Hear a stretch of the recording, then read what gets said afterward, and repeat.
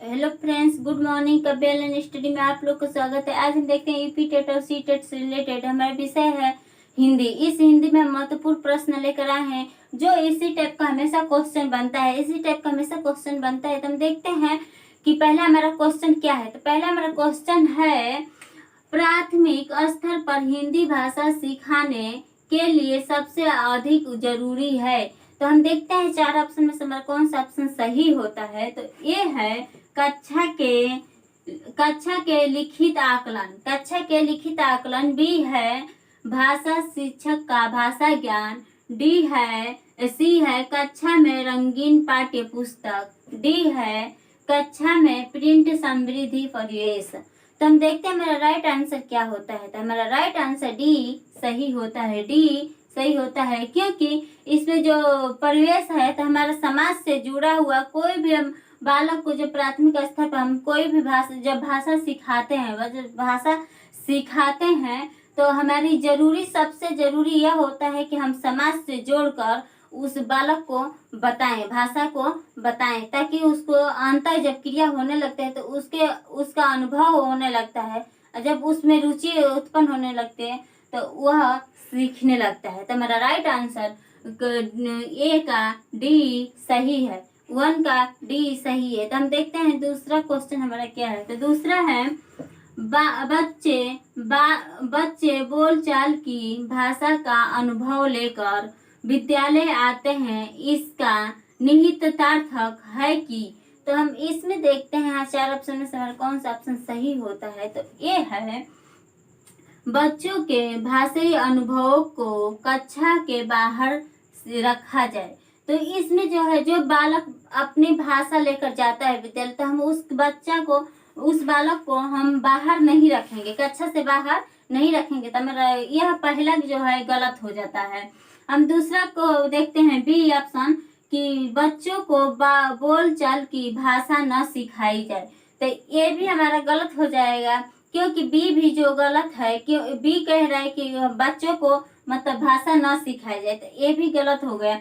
हम देखते हैं सी है, बच्चों की बोलचाल की भाषा को सुधारा जाए। डी है, बच्चों की भाषाई अनुभवों का उचित प्रयोग किया जाए। तो हमारा राइट आंसर डी सही होता है। डी सही होता है क्योंकि यह इसमें है बच्चों की भाषाई अनुभवों को। जब हम बालक को सिखाते हैं, जब भाषा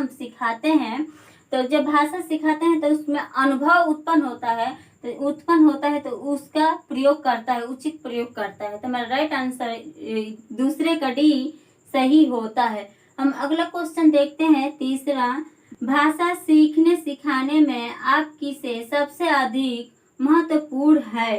तो महत्वपूर्ण हम देखते हैं चार ऑप्शन में से हमारा कौन सा ऑप्शन सही होता है। तो ए है बाल साहित्य, बी है संज्ञानात्मक विकास, सी है सामाजिक अंतःक्रिया और डी है दृश्य श्रव्य सामग्री। तो हम देखते हैं हमारा राइट आंसर क्या होता है। तो हमारा राइट आंसर सी सही होता है। सी सही होता है क्योंकि बालक को हम समाज से जोड़कर और उसका अंतःक्रिया कराएंगे तो बालक में रुचि उत्पन्न होगी, तो वह सीखने लगता है, वह भाषा सीखने लगता है। तो हमारा राइट आंसर तीसरे का सी सही होता है।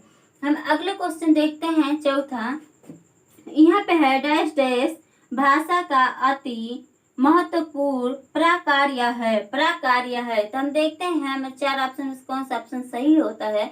तो ए है लेखन, बी है सुनना, सी है अक्षर ज्ञान, डी है संप्रेषण। तो हम देखते हैं हमारा कौन सा राइट आंसर होता है। तो हमारा राइट आंसर डी सही होता है। डी सही होता है, चौथे का डी सही होता है क्योंकि संप्रेषण कराएंगे। जब संप्रेषण कराएंगे तो उसमें लिखना, बोलना, सुनना, यह सब संप्रेषण कराने में ये हमारा सब आता है। तो लिखना, बोलना, सीखना, इसमें सब हमारा महत्वपूर्ण कार्य होता है।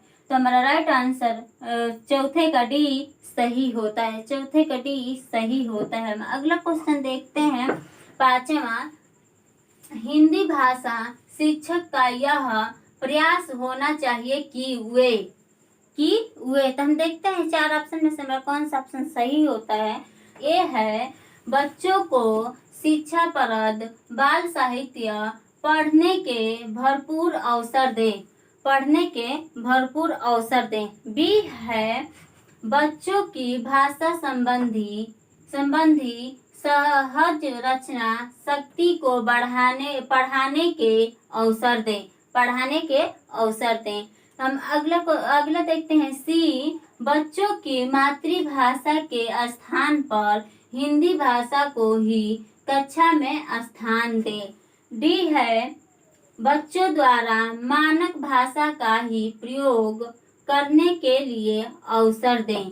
तो हम देखते हैं हमारा कौन सा राइट आंसर होता है। तो हमारा राइट आंसर बी सही होता है, बी सही होता है, क्योंकि इसमें पूछा है कि भाषा शिक्षक का प्रयास क्या होना चाहिए, प्रयास क्या होना चाहिए, तो मतलब क्या होना चाहिए। तो बालक जो शिक्षक जो होता है उसका प्रयास यह होता है कि बच्चों की भाषा संबंधी सहज रचना शक्ति को पढ़ने के अवसर दें। तो वो बालक जो पढ़ता है तो उसे हम और अवसर दें ताकि अच्छे से वह पढ़ सके और समझ सके। तो हमारा राइट आंसर पांचवें का बी सही होता है, पांचवें का बी सही होता है। हम अगला क्वेश्चन देखते हैं। 6 सुनने और लिखने की कुशलता का आकलन करने का सबसे अच्छा तरीका है, सबसे अच्छा तरीका है। तो हम देखते हैं 4 ऑप्शन में से हमारा कौन सा ऑप्शन सही होता है। तो ये है सुनी गई कहानी को शब्दश लिखना। बी है कविता सुनना और शब्दश लिखना। सी है कविता सुनकर प्रश्नों का उत्तर देना। डी है सुनी गई कहानियों को अपने शब्दों में लिखना। तो हम देखते हैं हमारा कौन सा राइट आंसर होता है। तो हमारा राइट आंसर 6 का डी सही होता है, डी सही होता है, क्योंकि इसमें पूछा है सुनने और लिखने की कुशलता का आकलन करने का सबसे आसान अच्छा तरीका क्या है। तो जो अच्छा तरीका है, तो जब टीचर जब बताता है, अध्यापक जब बताता है, तो जब कहानी सुनाते हैं, तो जब कहानी सुनाते हैं तो वह बालक सुनता है और सुनकर अपने भाषा में जब उस शब्द को लिखकर और व्यक्त करता है, तो उसमें जब अपनी भाषा को मतलब अपने सुनी गई कहानियों को जब अपनी भाषा में वह लिख कर और व्यक्त करेगा, वह सुनाएगा, कहेगा, तो हमारा यह सबसे अच्छा तरीका होता है कि बालक को अच्छे तरीके से समझ में आ गया कि वह अपने भाषा में ही समझा रहा है। वह बालक जो होता है जब अपने भाषा में लिख कर पढ़ेगा, बताएगा, तो इससे आसान तरीका कोई हो नहीं सकता है, क्योंकि जब अच्छे से बालक सीख गया। तो हमारा राइट आंसर 6 का डी सही होता है, क्योंकि सुनी गई कहानियों को अपने शब्दों में लिख रहा है। जब अपने शब्दों में लिख रहा है तो हमारा राइट आंसर 6 का डी सही होता है। आज का प्रश्न इतना ही। कल मिलेंगे एक नए वीडियो के साथ। यह वीडियो अच्छा लगे तो लाइक शेयर, इस चैनल को सब्सक्राइब करना न भूलें। धन्यवाद।